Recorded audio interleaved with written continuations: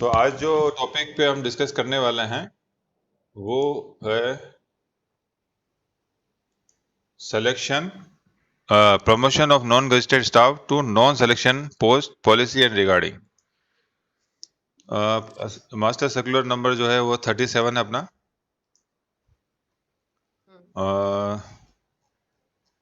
ये railway board के letter हैं जो कहाँ एड्रेस किए हैं, ये अपना 37 है। और ये मैं वो बता दूं जो उन्होंने स्टार्ट किया, ब्रीफ हुई है सेम। हेलो। तो स्टार्टिंग में वही बताया कि जो non gazetted at present the order relating to promotion of non gazetted group staff to non selection post, वहां सिलेक्शन था पुराने में, इसमें नॉन सिलेक्शन पोस्ट है। वो चैप्टर 2 सिलेक्शन बी में IRM 89 में दिया हुआ है।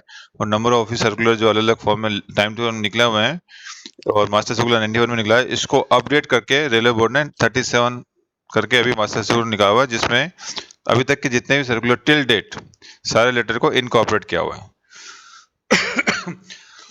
ये मैंने जैसे सिलेक्शन में बताया था, सेम चीज वही है कि promotion includes promotion from low grade to higher grade, ये सब सेम के सेम है। बस यहाँ non selection post are post grade and classes which have not been declared selection post.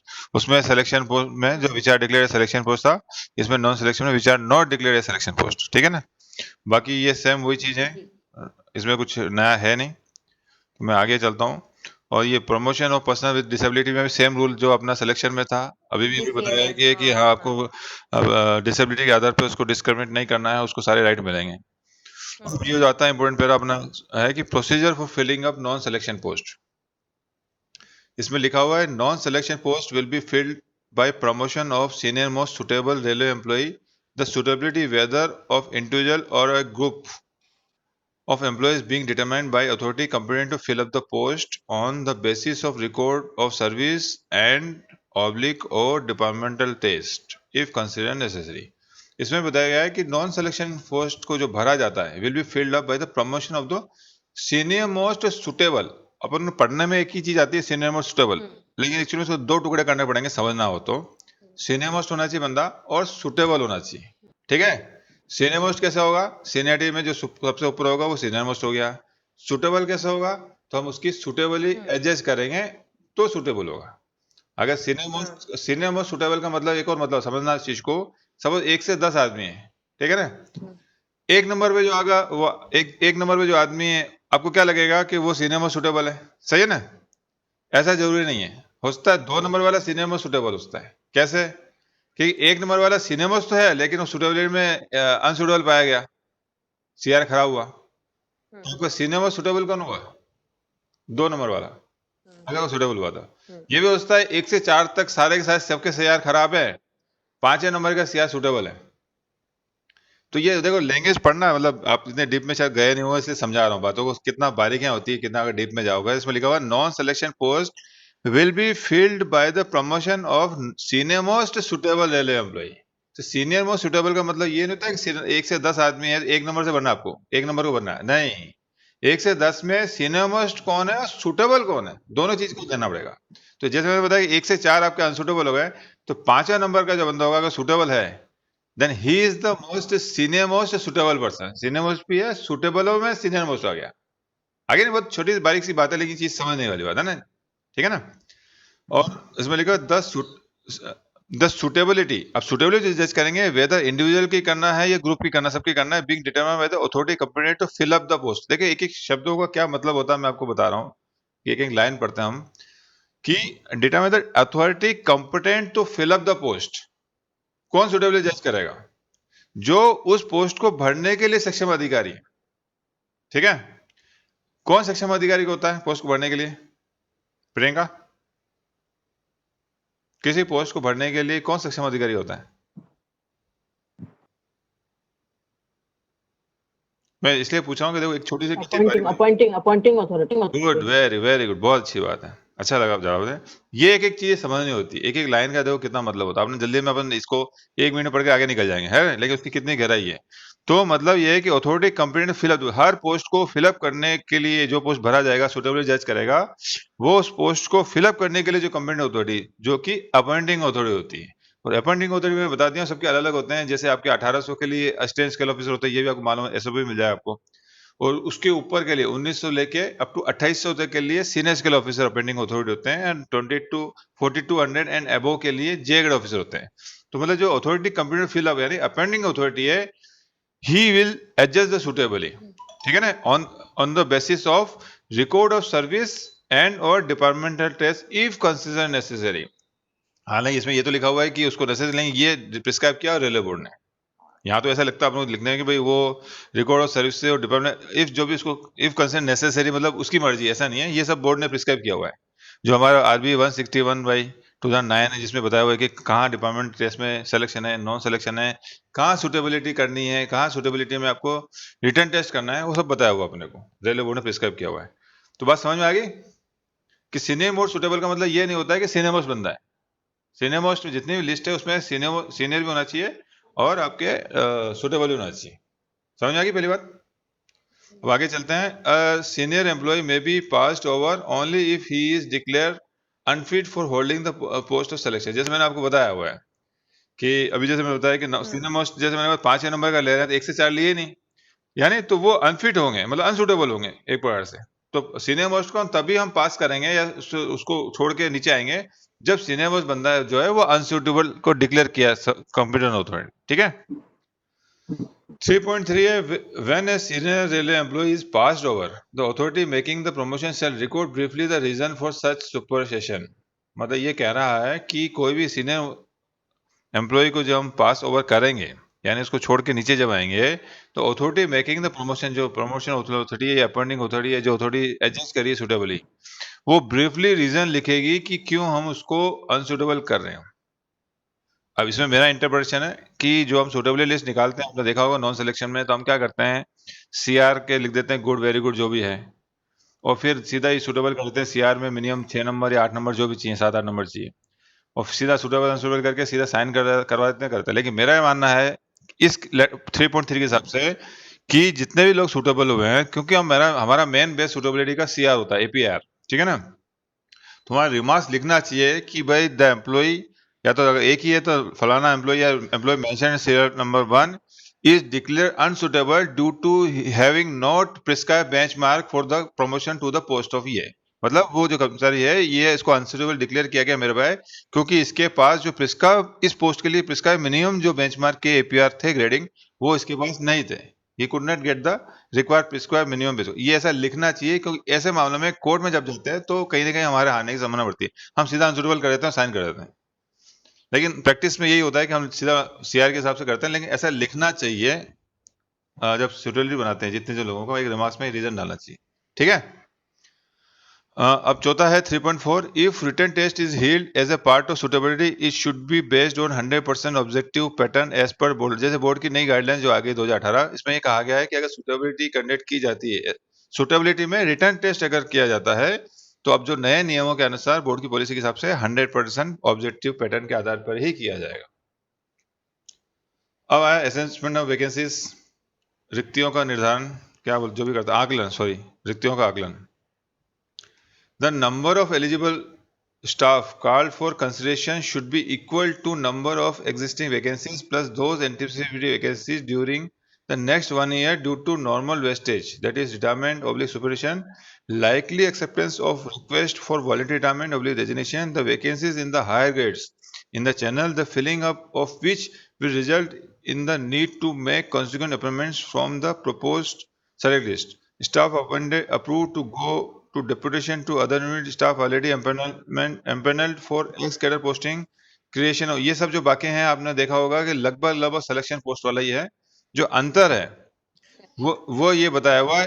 क्या क्या अंतर है? एक तो एलिजिबल स्टाफ जो होंगे should be equal to number of existing vacancies plus anticipated vacancies, यानी उसमें 1:3 टाइम हमने बुलाया था जितने असेसमेंट करने का। इसमें जो एलिजिबिलिटी स्टाफ हो जो बुलाएंगे अपन असेसमेंट करेंगे उसमें 1:1 करेंगे। मतलब 1 साल का अपन एग्जिस्टिंग वैकेंसी प्लस 1 साल का एंटीसिपेट लेते हैं। उसमें कितना लेते हैं अपन? 15 महीने का लेते हैं, 15 मंथ्स का लेते हैं, और इसमें जो है 1 साल का लेते हैं। पहले ये बता दो 6 महीने का था, ये रिसेंटली ये लेटर आया उसके बाद से 1 साल कर दिया, पहले ये 6 महीने का था, ठीक है। और बाकी जो असेसमेंट एंटीसिपेटेड वैकेंसी करने का जो फॉर्मूला है वो है रिटायरमेंट है आपका, superannuation, voluntary retirement, deputation, external post, post creation, वो सारा सारा सेम, उसमें मेरे ख्याल से कोई चेंज नहीं है। लेकिन सब सारी की सारी वैकेंसी भी आपको ड्यूरिंग द नेक्स्ट 1 ईयर लिखा हुआ है, उसमें नेक्स्ट 50 मंथ्स, इतना अंतर है, बाकी सेम टू सेम है। अब अगला आता है, if sufficient number of suitable candidates are not available, further candidates to meet the shortfall may be called up in continuation and so on, but the whole process should be completed within 6 months. If this period is exceeded, it will be treated as fresh suitability test, and those who failed in the earlier test should be eligible for reconsideration. ये पुराना नियम है, कुछ नया नहीं है कि हम जो सुटेबिलिटी करते हैं ये कहाँ काम आता है। मैक्सिमम तो टेट टेस्ट वगैरह अटेंशन आता है, ये आपके सीनियर क्लर्क में भी आता है कि जैसे आपके 10 वैकेंसी है, ठीक है, 10 वैकेंसी के सामने आपने 10 लोगों को बुलाया, उसमें लिस्ट है, वो लिस्ट भी करते हैं, 10 के सामने 10 की लिस्ट ए रखते हैं, फिर 10-20 लिस्ट बी में रख लेते हैं। तो लिस्ट ए में अगर आपके 10 आदमी हो, 10 आदमी में से 5 आदमी सुटेबिलिटी पास नहीं कर पाए, फेल हो गए, तो ये बोलता है कि अगले 6 महीने के अंदर वो सुटेबिलिटी कर लो। तो नीचे से 10 आदमी में से आप 5 फेल हो गए तो 5 को बुला लो, ठीक है, और 5 में भी अगर मान लो 3 फेल हो गए तो फिर वापस करो, फिर 3 को बुला लो, फिर वो फेल होगा, तो ये चलता रहेगा अप टू 6 मंथ, सबको बुला लो जितने भी लोग हैं, ठीक है। लेकिन ये विद इन 6 मंथ में करना है, और अगर ये पीरियड एक्सीड होता है, if this period is exceeded, अगर ये पीरियड मतलब 6 महीना खत्म हो गया आपका, तो आप कर सकते हो सुटेबिलिटी। 6 महीने का मतलब 6 महीने खत्म होने के बाद भी अगले 6 महीने जैसे पूरा होता है 180 दिन के बाद 181 दिन कर सकते हो, लेकिन आप उसको फ्रेश सुटेबिलिटी माना जाएगा। और उसके अंदर फिर आपको क्या करना है, जो पहले में फेल हुआ है उसको दोबारा चांस मिलने का राइट हो जाता है उसको, तो आप नए को नहीं बुला सकते। आप सपोज आपने एक बार किया, सेकंड टाइम किया, जो 5 बच गए थे, 5 के लिए सेकंड टाइम किया, 5 में से 3 फेल हो गए, और थर्ड टाइम करने में आपको क्या हुआ, डिले हो गया, जो भी कोविड आ गया, कुछ भी रीजन आ गया, आप नहीं कर पाए, और फिर आपका इतने 6 महीने पूरा हो गया, तो अब फिर आप सुटेबिलिटी करनी है आपको, तो आपको क्या करना है, जो पहले जो 5 फेल हो गए उनको बुलाना पड़ेगा आपको दोबारा, ठीक है ना, ये बात ही बोलते हैं। अब where the non-selection posts are filled from different categories of staff, no hard and fast limit need to be prescribed as to the number of candidates to be admitted from each category, each eligible category. In case where posts are to filled on the quota basis, it should be ensured that each category is adequately represented within the overall number of candidates. Employees passing the suitability should only be placed on the select list. Employees not qualifying the test should not be taken merely to make up the quota fix. ये मैं आज सुबह पढ़ा मैंने letter, तो मैं ये चीज सोच रहा था कि इसमें लिखा हुआ where non selection post are filled from the different categories of staff, no hard and fast limit needs to be prescribe as to the number of, मतलब ये बोल रहा है कि जहां आप डिफरेंट कैटेगरी, अलग अलग कैटेगरी के अलग अलग डिपार्टमेंट के लोगों को बुला रहे हैं, नॉर्मली जैसे मैंने बताया वैकेंसी में 1:1 ही बुलाते हैं, ठीक है ना, एक के सामने एक बुलाते हैं, लेकिन ये बोलता है अलग अलग कैटेगरी के लोगों को जो बुलाते हैं, तो वहां कैंडिडेट्स कितने को बुलाना उसका लिमिट नहीं है, आप कितने को भी बुला सकते हैं, वहां 1:1 नहीं बुलाना। तो सबसे पहले तो मैंने ये सोचा कि नॉन सिलेक्शन हम अलग अलग कैटेगरी को कहाँ बुलाते हैं, हम तो सिलेक्शन में बुलाते हैं, जैसे वेलफेयर इंस्पेक्टर का है, विजिलेंस का है, CLA का है, नॉन सिलेक्शन में कहाँ बुलाते हैं हम, नॉन सिलेक्शन तो सिंपल जो ABC होती है उसी में बुलाते हैं, तो नीचे वाले को मतलब OS है तो सीनियर क्लर्क को बुलाते हैं, ऐसा तो नहीं OS में किसी को बुला भैया कोई भी आ जाओ भैया, ऐसा तो बुलाते हैं नहीं। तो लेकिन ये लिखा क्यों रेलवे बोर्ड ने, लिखा है तो कोई तो रीजन होगा, क्यों प्रियंका, उपासना को आइडिया कम होगा, सिलेक्शन किया नहीं है ना, उपासना किया तुमने, आइडिया नहीं होगा ना आपको, नहीं सर मैंने सिलेक्शन तो प्रियंका तुमको आइडिया कुछ कि नॉन सिलेक्शन में हम कहाँ बुलाते हैं, नहीं हाँ नॉन सिलेक्शन का आइडिया नहीं है। तो मैंने भी सोचा इसमें, फिर मुझे याद आया मैंने AP इंजीनियरिंग में काम किया था, और AP इंजीनियरिंग में आर्टिजन कैटेगरी मेरे पास थी, और आर्टिजन में जब हम करते थे इनिशियल ग्रेड 1900 के लिए, आपने भी शायद SNT में काम किया है, तो SNT में जो आप ग्रेड 3 के लिए जो आप करते हो, शायद मुझे आइडिया हो, मुझे किया तो नहीं लेकिन मेरे को लगता है कि ग्रेड 3 में हम जब बुलाते हैं तो खलासी हेल्पर सबको बुलाते थे हम लोग, मेरे इसमें भी जब मैं बुलाता था आर्टिजन में पेंटर कारपेंटर इन सबको जब बुलाता था तो हम सारे खलासी जितने भी होते थे, और इसके अलावा भी ग्रुप डी में जितने भी माली वगैरह सबको बुलाते थे, क्योंकि उनकी कॉमन सीनियरिटी होती थी, तो वो भी एक नॉन सिलेक्शन था। उसमें भी क्या होता है कि सीनियरिटी और LDC दोनों होता है उसमें भी, आपको मालूम होगा कोटा 1900 के अंदर 1900 में आपका RRB कोटा भी उसमें आता है, 25% हाँ रहता है। 25 और 50%, तो 50% शायद मेरे ख्याल से, हाँ 50% शायद रैंकर कोटा है, 25% RRB है, 50% का 25 होता है। नहीं मेरे ख्याल से उसमें 50% जो है रैंकर है, 25 आरआरबी है, 25 आपका एलडीसी कोटा आता है, जहां तक मेरी जानकारी। हो सकता है सब में अलग अलग हो, अलग अलग जगह। तो उसमें जो रैंकर जो कोटा है रैंकर के अंदर हम लोग क्या करते हैं, नोटिफिकेशन निकालते हैं और सबको बोलते हैं जिसको भी अप्लाई करना कर दो, जिसकी मिनिमम 2 साल या 3 साल, उस वक्त शायद 3 साल हुआ करता था कि 3 साल की सर्विस है, सबको हम बोलते थे अप्लाई कर दो, नोटिफिकेशन, ओपन नोटिफिकेशन निकाल देते हैं। तो उसमें जो लोग अप्लाई करते थे, तो अप्लाई करने के बाद क्या, मान लीजिए आपकी 10 वैकेंसी अप्लाई करनी, 40 लोगों ने अप्लाई कर दिया, तो 40 में से सिर्फ हम 10 को, या अगर लिस्ट भी बनानी हो तो 20 को, जो भी होता था, को सीनियर, उसको हम सीनियरिटी से, 40 लोगों की सीनियरिटी से हम उसको अरेंज करते थे, और 40 में से अगर ए और बी लिस्ट बनानी है तो 10 की वैकेंसी, 10 की लिस्ट ए बन गई, वो सीनियरिटी से बनती थी, एज पर सीनियरिटी से बनती थी, और लिस्ट बी भी सीनियरिटी से बनी, मतलब वहां सीनियरिटी से काम होती है, फिर हम 10 को ही हम बुलाते थे, सुटेबली करते थे। तो तो ये डील करने का फायदा हुआ कि नॉन सिलेक्शन में भी ऐसे आर्टिजन, जहाँ खासतौर से ग्रेड 3 के अंदर जाता मेरा ख्याल है, इसके अलावा भी कुछ हो मुझे आइडिया नहीं, लेकिन जहाँ ग्रेड 3 है आपकी, शायद मेरे एसएनटी में शायद ऐसा होता होगा, मुझे इतना आइडिया नहीं, काम नहीं किया, लेकिन इंजीनियरिंग में ऐसा होता था। तो वो नॉन सिलेक्शन हुआ जहाँ एप्लीकेशन काल पड़ता है, वहां ये लिखता है कि नंबर ऑफ कैंडिडेट्स का लिमिट नहीं है, आप कितने लोगों को बुला सकते हैं, लेकिन सुटेबिलिटी उतने लोगों को करोगे जितने लोगों को बुलाया आपने। ठीक है, अब आगे एलिजिबिलिटी कंडीशन 5 नंबर है, condition of minimum 2 year service in the immediate lower grade. इसमें भी सेम सिद्धांत है जो अपना सिलेक्शन के अंदर, कि आपको मिनिमम लोअर ग्रेड में 2 साल आपको होने चाहिए, और मेरे ख्याल से बाकी कंडीशंस है वही है कि minimum 2 year service for eligibility for promotion within group C should be 2 years in the immediate lower grade, irrespective of whether the employee belong to reserve committee or not। कर्मचारी reserve community को belong करता हो या नहीं करता हो, उसमें कोई रिजर्व कम्युनिटी के लिए कोई रिलैक्सेशन नहीं है। जो भी कर्मचारी होगा, किसी भी कम्युनिटी का होगा, चाहे जनरल, एससी, एसटी, ओबीसी, सबको प्रमोशन के लिए मिनिमम 2 साल पूरा करने पड़ेंगे। लेकिन ये भी कहा गया है कि 2 साल, इसमें लिखा service for this purpose shall be service rendered regular basis पे होना चाहिए, और अगर एडॉक में किया है तो एडॉक फॉलोड बाय, अगर रेगुलेशन है विदाउट ब्रेक तो उसको भी हम काउंट करेंगे। ठीक है, और ये भी बताया गया है कि 2 साल है, the condition of 2 years minimum service has to be certified at the time of promotion is actually made. ये सिलेक्शन में भी रूल है कि आप जब सुटेबिलिटी करते हैं तब कोई जरूरत नहीं है, आवश्यकता नहीं है, लेकिन आप जब प्रमोशन करते हो तो उस वक्त जरूरी है। तो अगर मान लीजिए इसको 2 साल नहीं हुए तो हम सुटेबिलिटी हम पूरा कर सकते हैं, और सुटेबिलिटी जब सेलेक्ट लिस्ट निकालेंगे तो रिमार्क्स, उसमें एक रिमार्क कॉलम में लिख देंगे इस कर्मचारी के 2 साल नहीं हुए, 2 साल होने के बाद इनका प्रमोशन देना है। सेम जो सिलेक्शन का रूल है वही रूल यहाँ लग रहा है। इसके अलावा बताइए, जैसे सिलेक्शन लिखा है, where longer length of service in the lower grade has been stipulated as a condition of eligibility for promotion in any particular category, the same will continue. Same selection की तरह की नॉर्मली 2 साल है, 2 साल के मामले में 5.4 where longer length of service in the lower grade has been stipulated as a condition of eligibility for promotion in any particular grade, the same will be continued। जैसा सिलेक्शन में लिखा हुआ है कि नॉर्मली हम प्रमोशन के लिए minimum 2 साल चाहिए, सिलेक्शन हो चाहे नॉन सिलेक्शन हो, लेकिन पर्टिकुलर किसी कैटेगरी या किसी पोस्ट के लिए अगर ज्यादा सर्विस मांग की है, डिमांड है, वहाँ एलिजिबिलिटी क्राइटेरिया में 2 साल से ज्यादा लिखा हुआ है, 3 साल 4 साल जो भी लिखा हुआ वहां उतना माना जाएगा।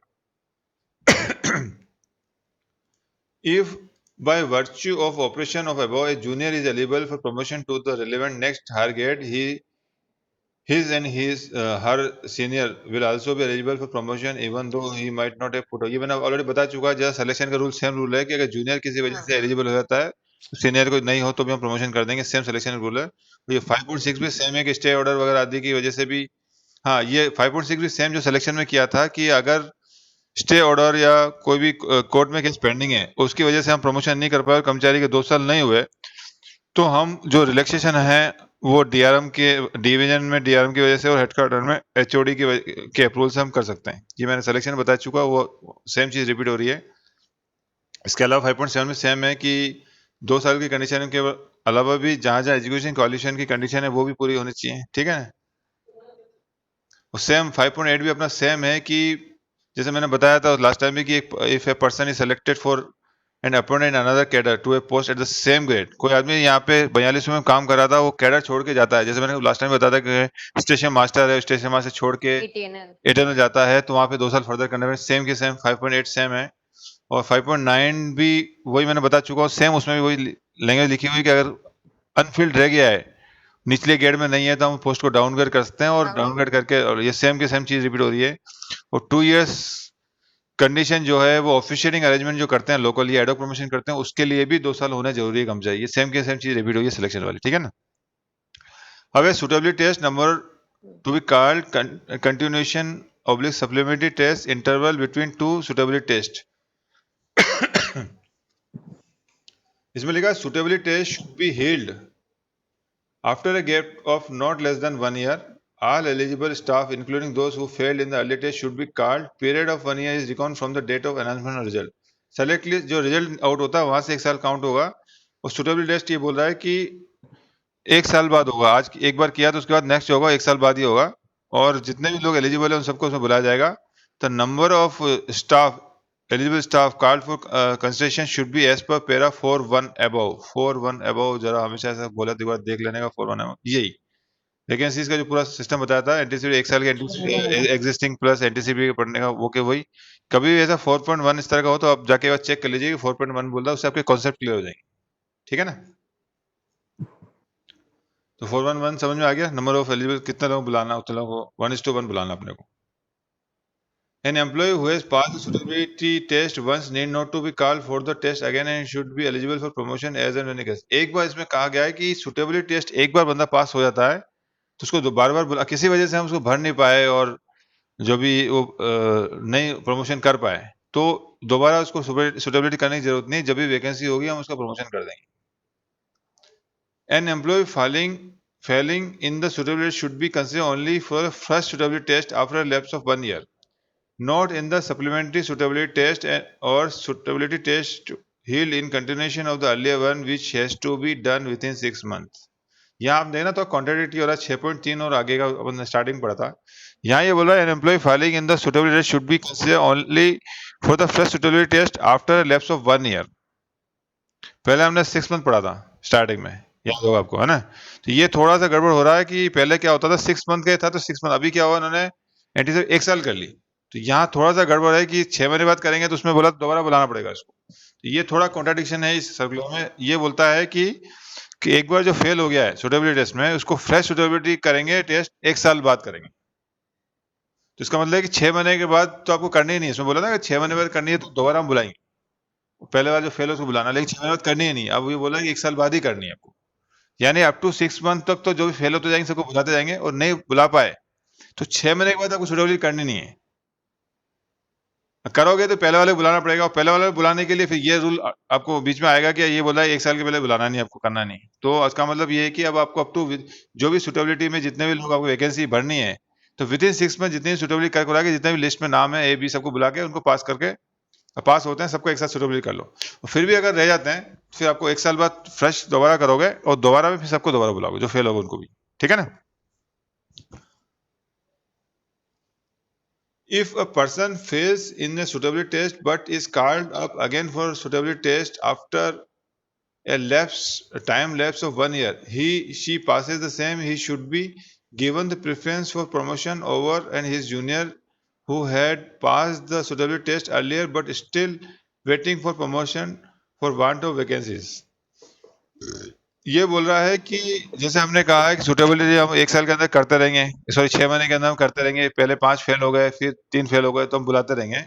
ये 6 पॉइंट पैरा बोलता है कि मान लीजिए हमने सुटेबिलिटी में जो टॉप पे बंदा था फेल हो गया और 1 साल के बाद हमने दोबारा फ्रेश सुटेबिलिटी और कर ली और वो पास हो गया, लेकिन इससे पिछले सेलेक्ट लिस्ट जो भी बनी थी हमारी उसमें जो लोग बंदे पास हो चुके थे सुटेबिलिटी टेस्ट और किसी वजह से उनको प्रमोट नहीं कर पाए, वैकेंसी हमारे पास नहीं थी कोई भी रीजन से, तो फिर ये बंदा उससे सीनियर होगा।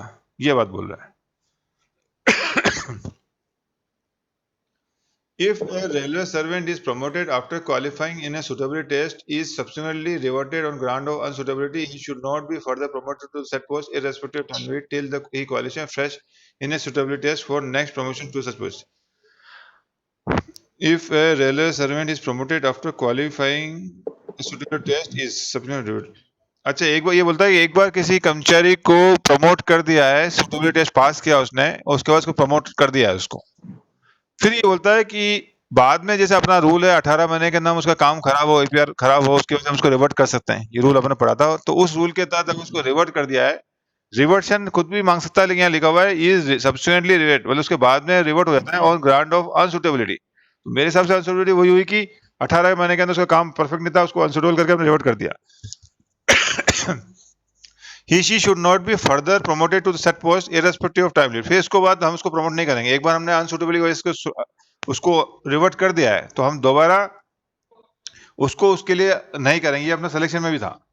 Till he qualified fresh in suitable, मतलब ये इसको तब प्रमोशन, मान लीजिए कोई आदमी आपके 4200 में सुटेबल प्रमोशन हुआ, सुटेबल हुआ, ठीक है ना, मैं एग्जांपल देके समझाता हूं आपको। अब 4200 में सुटेबल हो गया, पास हो गया, प्रमोट कर दिया 4200 में। अब वो काम उसका ठीक नहीं रहा, परफॉर्मेंस ठीक रहा, उसको अपना 18 महीने रिवर्ट कर दिया।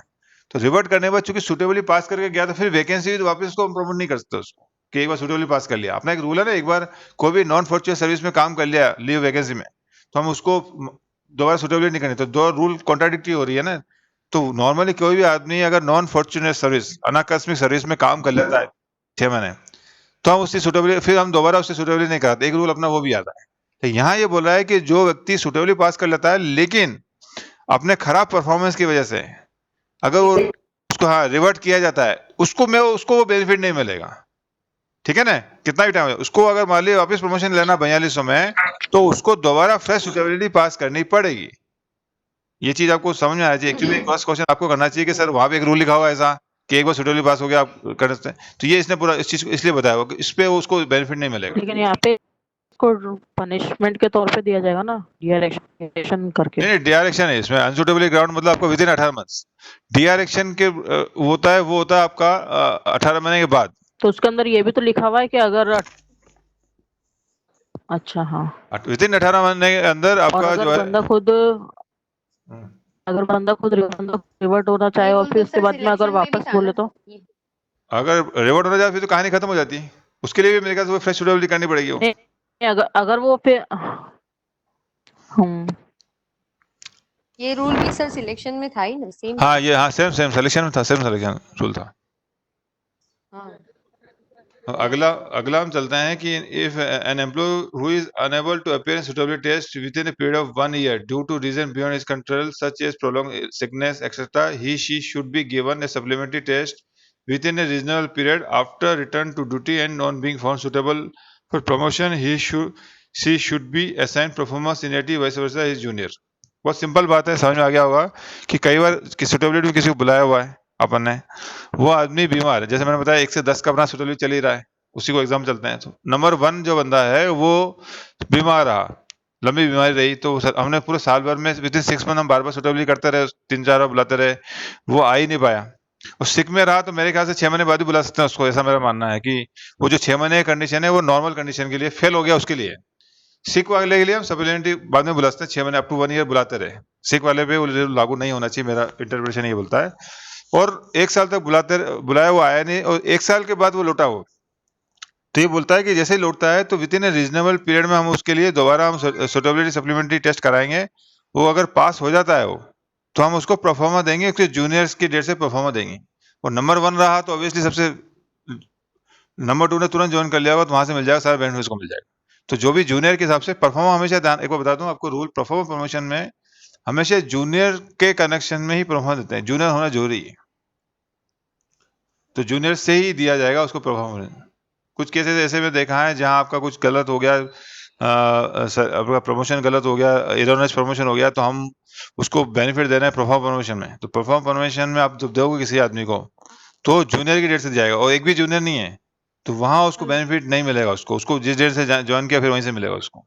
तो जूनियर का बहुत बड़ा इंपॉर्टेंट होता है। हेलो, बोलिए।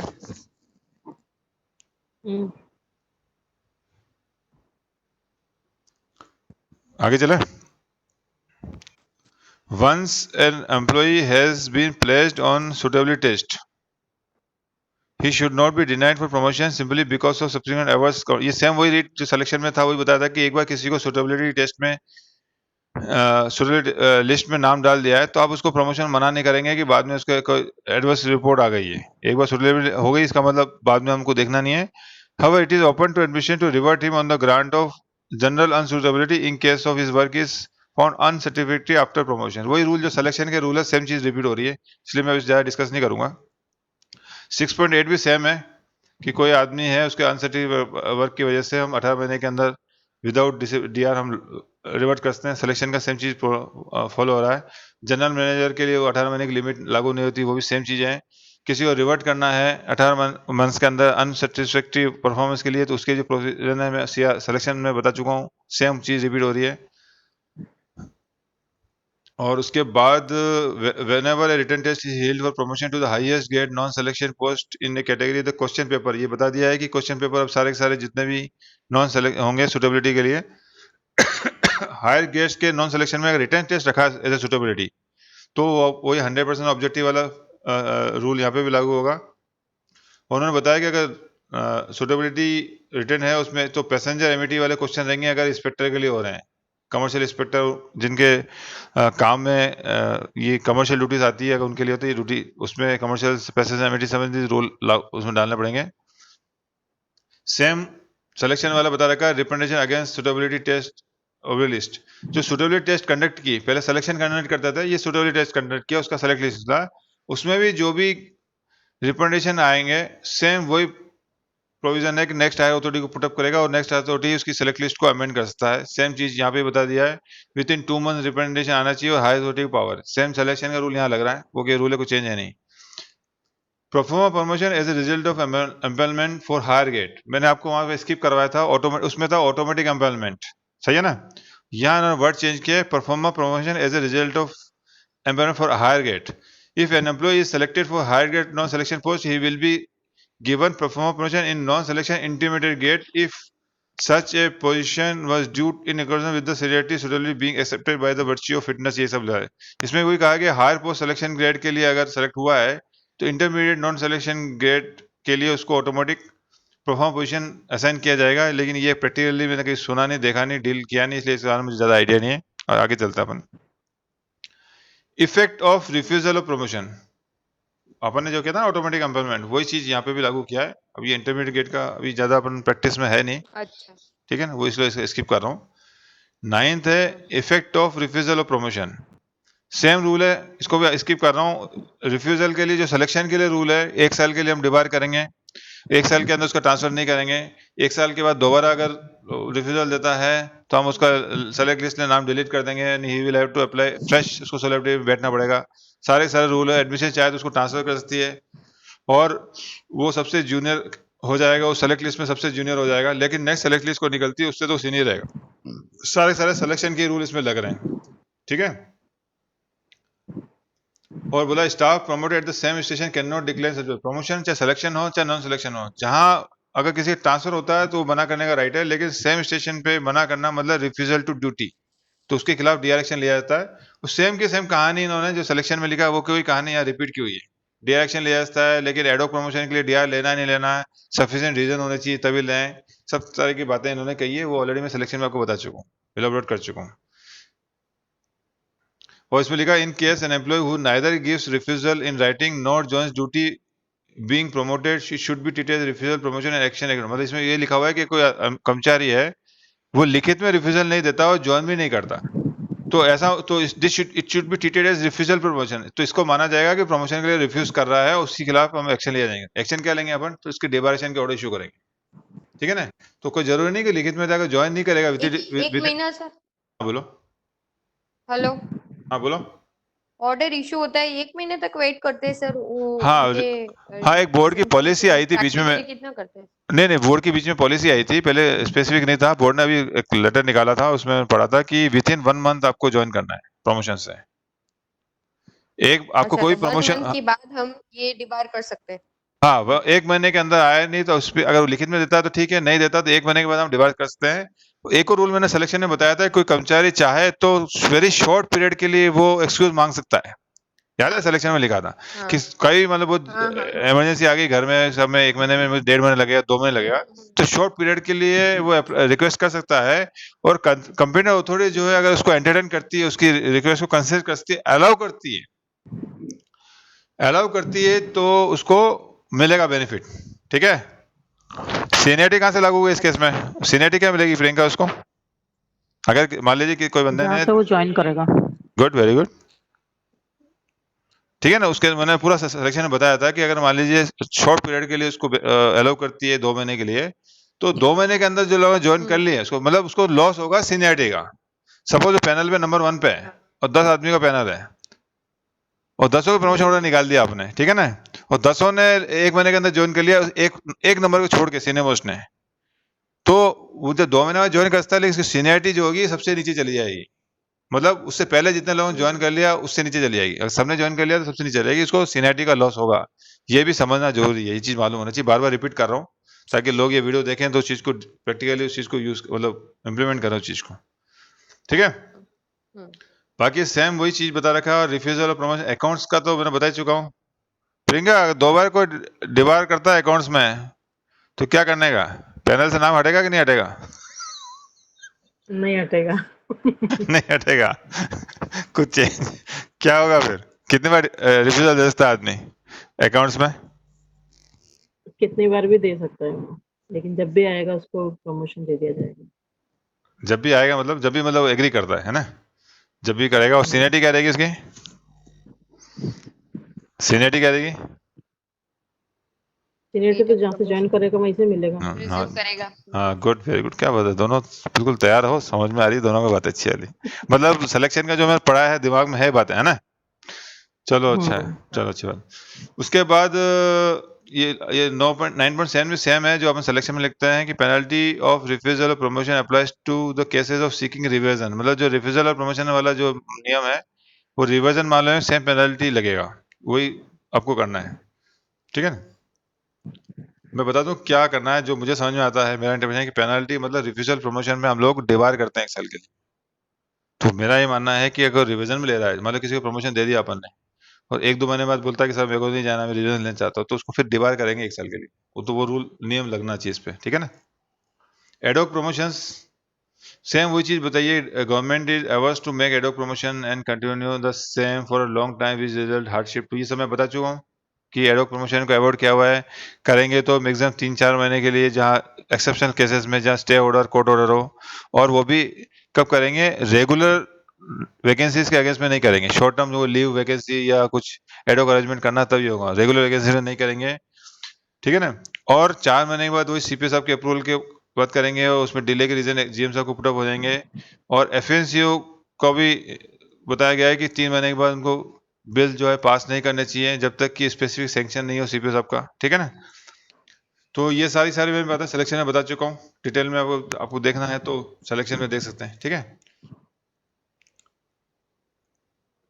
अब ये है कि एडॉक प्रमोशन कब कब करते हैं उसका ब्रीफ बता दिया है कि due to absence of list revision और रिक्रूटमेंट रूल और रिवीजन ऑफ सीनियर। सेम वही कंडीशन है कब कब एडॉक, जनरली बोला कि एडॉक प्रमोशन करना नहीं है, लेकिन रेयर केस में करना पड़े तो वो सेम कंडीशन है जो सिलेक्शन के रूल्स, ठीक है। और अब आगे चलेंगे। एरोनस प्रमोशन भी सेम है जो मैं आपको बता चुका हूँ कि एरोनस प्रमोशन 2 तरह के होते हैं कि एक तो कर्मचारी को प्रमोशन मिला ही नहीं, दूसरा आता है कि प्रमोशन तो मिला लेकिन जिस डेट से ड्यू था वहां से नहीं मिला। उस दोनों के दोनों एरोनस प्रमोशन होते हैं। उसमें क्या क्या करना है वो सारी बातें मैं बता चुका हूँ, मैंने सब चेक कर लिया, इसमें पूरा रिपीट हो रहा है, ठीक है। एग्जाम्पशन, हाँ ये एक नया जो है, exemption in suitability test in open line on the basis of suitability test passed while in RE और construction project. Employee who have already qualified in the suitability test for non-selection post while in construction RE project need not to be subject to such test on open line। जो RE construction में काम करते हैं तो वो लोग already suitability अगर पास कर चुके हैं तो वापस जब ओपन लाइन में आते हैं तो यहाँ दोबारा इनको सुटेबिलिटी टेस्ट नहीं करना है, ये एक नियम बताया हुआ है, ठीक है ना। यही मेन है इसमें। बोलिए। मतलब आरई वगैरह में अलग से सुटेबिलिटी तो नहीं होता होगा ना? नहीं, अगर सुटेबिलिटी हुआ है होता तो है, होता तभी तो बताया ना इसमें। हुआ होगा तो कॉमन में हुआ होगा। उसने ये बोला कि एक बार सुटेबिलिटी हो गया, बंदा आरई में काम कर रहा है और एक बार उसको सुटेबिलिटी हो गया है तो दोबारा यहाँ ओपन लाइन में जब आएगा वापस तो दोबारा सुटेबिलिटी नहीं करनी है। मतलब वो अपना जो पुराना रूल भी लागू होता है ना, एक बार सुटेबिलिटी जैसे पास कर ली इसको दोबारा सुटेबिलिटी करनी नहीं, इसको सीधा प्रमोशन देना है। उसके लिए बताया, बेनिफिट दिया हुआ कि आरई में जो होगा सुटेबिलिटी हो गया है तो दोबारा नहीं करना उसको, ठीक है। आरई में मेरे को जितना समझ में आता है कि आरई में क्या होता है, एक ग्रेड हायर भी कलर मिल जाता है, वहीं प्रमोशन मिल जाता है 1-2। सपोज मैं बताता हूँ एग्जांपल जो मुझे समझ में आ रहा है, मैं सही हूँ नहीं बोलता, कि मान लो आपके कुछ सीनियर क्लर्क गया या जूनियर क्लर्क आरई में गया। आप यहाँ जूनियर क्लर्क हो, आरई में आप जूनियर क्लर्क गए। अब आरई में आपको सीनियर क्लर्क बनना था, वहाँ जगह खाली थी, आपने एक हायर भी चले गए। अब सीनियर क्लर्क बनना था तो आपको बनाने से पहले सुटेबिलिटी करेंगे, डायरेक्ट तो सीनियर क्लर्क देंगे नहीं। तो सीनियर क्लर्क के लिए आप सुटेबिलिटी आपने वो कर लिया, आपने वहां देना था आपको। अब यहाँ रेगुलर जो डिवीजन में आपका था, यहाँ आपको सीनियर क्लर्क डी हो गया, ठीक है ना। तो अब आपको सुटेबिलिटी दोबारा नहीं करनी, क्यों ऑलरेडी आरई में सुटेबिलिटी पास करके आप सीनियर क्लर्क बन चुके हैं। वही बात बोली जितना मुझे समझ में आया, ठीक है ना। प्रमोशन कोर्सेज का बता दिया कि जो भी प्रमोशंस होते हैं उनके लिए प्री प्रमोशनल कोर्सेज जरूरी पास करना। सेफ्टी कैटेगरी में जो 18 सेफ्टी कैटेगरी होती थी, सेम की सेम रूल इन्होंने बताया कि सेम की सेम यहाँ पे लागू होगा कि without no exception should be given for passing fiscal promotional cases.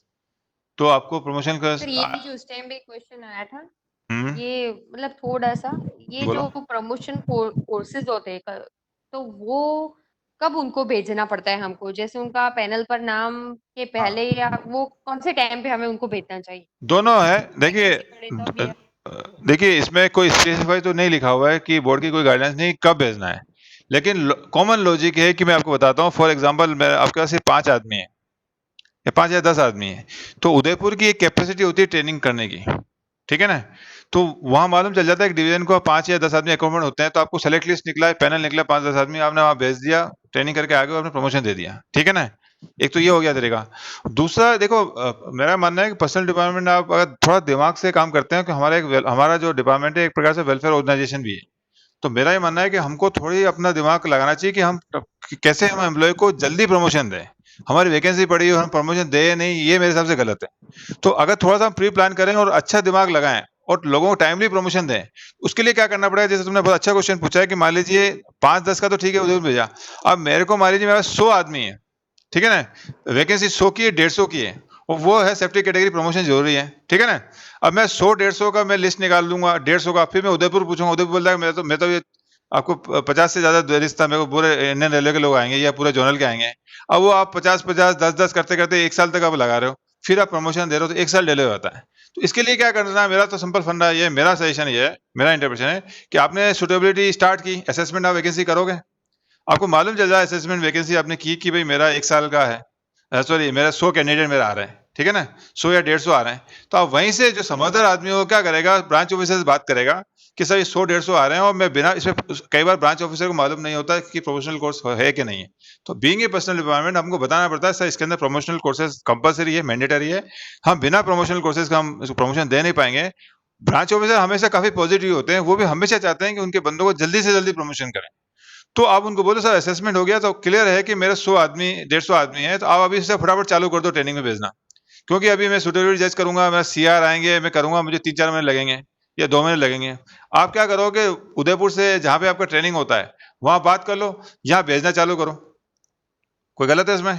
और सपोज मैं बता रहा हूँ आपका एंटीसिपेटरी वैकेंसी असेसमेंट नहीं भी हुआ आपका, आपको आइडिया लग जाता है कि भाई मेरा है 100 वैकेंसी है, ज्यादा से ज्यादा क्या होगा कि 100 के सामने 90 वैकेंसी हो या 110 वैकेंसी प्लस माइनस होगी, तो क्या होगा, सपोज 90-80 भी होगी, तो ट्रेनिंग ज्यादा देने में क्या नुकसान है। मान लीजिए आपको वैकेंसी 90 निकली और आपने 100 को ट्रेनिंग करा दी, कोई दिक्कत नहीं है, ट्रेनिंग कराने में कोई गलत 10 लोगों ज्यादा ट्रेनिंग के लिए कोई नुकसान नहीं है।